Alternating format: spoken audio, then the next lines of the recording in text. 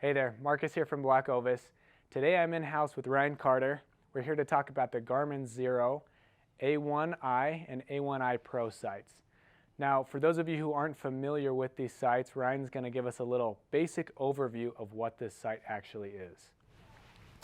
Well, if you haven't used a range-finding site before, these are sites that do not have pins. They have a reticle in the middle and they're electronically ran. So when you're getting ready to pull the trigger on something, after you draw back, you range it with this button. There's some controversy as to the ethics of that. I don't understand the difference between pushing this button and doing this one, but there is some controversy there. These are legal in most states. I think Colorado, Montana, Idaho, Washington are the only states you can't use them on. But they are a range-finding site. They're not heavy, you can tell. That was one of the first things I noticed when I picked up his bow earlier. I thought, wow, this thing is, I see it and I'm like, wow, that's probably adding some significant weight, but when I picked it up, I was shocked. It's not heavy. It's plastic housing. It looks heavy. It's not. It's one of the questions I get hit about the most. I've had it in some pretty gnarly conditions, snow, rain, freezing temps. Never had it fog up. I've never had issues with that. The older version, if we're going to talk about differences, a little bit harder to set up. You have 4 axes on these sites.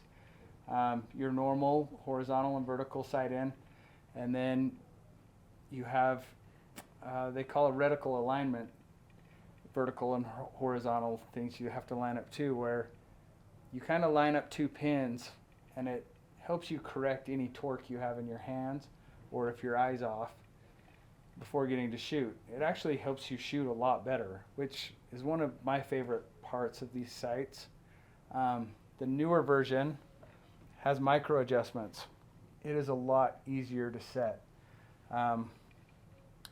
Once you loosen your Allen wrenches, it actually clicks into place. Micro tuning's a lot better versus the old version, which that in itself to me was worth the price difference, whereas some people might not think that's as important. The other differences on these 2 sites, this sight is actually removable. The new Hoyt has a Picatinny system. Once you have it mounted, I can actually pull this off for travel, and I send my bow and I check that in, and I keep my sight in my carry-on, which for me is a big deal, personally. I've had a few knocked around a little bit. The other big differences on this site versus this site is sighting them in. Your initial setup on this site, Significant. it took me a couple days to figure it out. Okay. We got it really close in the shop. I took it home. I redid it. I adjusted it again. You have to kind of tune each yardage. So a couple people worry, what if it sights wrong? What if it doesn't, your batteries get low?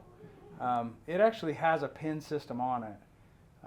You just move your settings and all your pins light up. So you can shoot it like any other sight if you want to, which is really cool. And the new one automatically does it if you've waited too long. All your pins light up and they sit there, which is pretty cool. And I know that's a concern to some people. To me, I don't know that I've ever used the pin settings ever. I love being able to go to like an archery event, not everybody line up and range the targets, and no, I literally draw back, step up to the spot, drop an arrow. People ask you how far was it? I don't even know, unless I look on my screen to see how far the shot just was. It's pretty impressive. The new sight also has a dynamic level, which allows it. Everyone's got a bubble on your sight, and the thing about archery and the technical thing about archery is you kind of have a system, right? Whenever you're going to shoot something, you got to wait for your window to draw. You got to anchor in the right spot. You got to settle in. You got to get your pins on. You got to make sure your bubble's set. The new dynamic level makes it so that technically, you don't have to look at your bubble. Once you draw back, you get a flashing inside that housing that tells you if you're not level, which is a pretty cool That's feature. pretty crazy, yeah. So, you know, when I was hunting in Kansas last week, I didn't even pay attention to my bubble. I just knew that I didn't have any red flashing lights on. I was good to go. Once my alignment was on, I was just ready to rock. 38 yards, let her rip. Sweet. Simple. And that's the big thing about these sites, is it simplifies things. There's nothing that makes it the challenge of getting within range easier. It just simplifies your checklist of what you have to do before you pull the trigger. Yeah. You still have to shoot the bow, but it's making it a little bit more intuitive. Yeah. Yeah, it's nice to be able to have your level simplified. It's nice to be able to have, you know, just be able to range. You don't have to have that extra bulky rangefinder on you. It kind of simplifies things a little bit. I don't get up in a tree stand and range my trees, right? You know, this one's 35, that bush is 42. I don't ever have to worry about that because I just put it on the animal. And if the animal keeps walking, I can just keep the button down and it stays with the animal. That's pretty cool. Yeah, that is pretty sweet. So it's just a simplification. This sight is a lot easier to sight. You simply put in the speed of your arrow, your draw length, and the diameter of your arrow. You step back to where you feel comfortable, and for me it was 50 yards. And you tune to 50 yards. And it took me 5 or 6 arrows before I was right in the zone. Mm-hmm. And then it says you're dialed in. Start where you want. Walk up to 20 yards, 12 ring. Walk back to 60 yards. Well, it's never a 12 for me, but some people it is. It was done. It literally took me 10 minutes to sight that in versus this. That's pretty phenomenal. And it's another nice thing is when you fly, you always have to check your bow.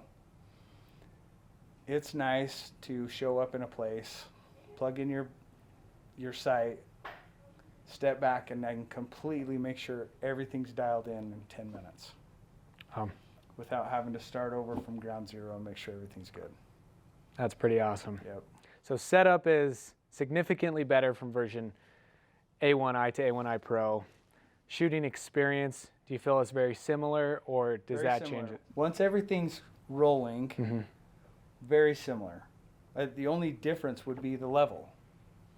But as far as travel with the detachable sight, the Picatinny rail, the initial setup, it's a lot simpler to have that one. That's why it's the extra money. But once everything's rolling, both function almost the same.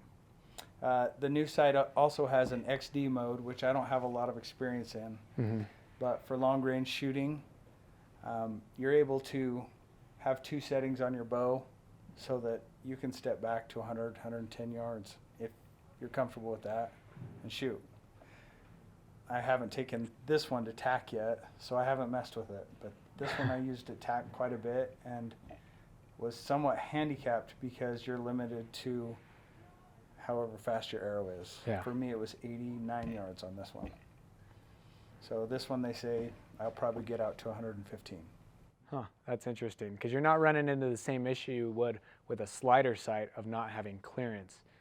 Basically, it's just gauging your speeds and how far your arrow can actually travel. Yep. That's pretty interesting. And like you mentioned earlier, there's a bit of a price difference with these bow sights. The A1i comes in at around $1,000 and the A1i Pro is $1,300. So you see a $300 difference there, but from your experience using these, do you feel like that $300 jump is worth it? If I'm already paying $1,000 for a bow sight, I'm going to pay $1,300 for the simpler one. Yep, that adds up. It just seems more bomb-proof, engineered better. It reminds me a lot of like the Spot Hog micro-tuning. It just seems engineered better. Everything's on a thread where you're not on a slider. Yep. There's no dovetail motion. It's all click, click, click. Yep. And like I mentioned to you earlier, the first time I picked this up, first thing was, wow, this is light. Second thing was, oh, I don't see any micro-tunability in the adjustments here. And then you showed me on this bow that was there, and I was like, all right, that would be a major selling point for me personally. Thank you guys for tuning in. Ryan, thanks for going over these differences. We know you've had a lot of experience with both of these sights, running them in the field, target shooting, all of that. So thank you for coming in. We've got both of these sights on the website. Make sure to comment below if you have any questions. Thanks for listening.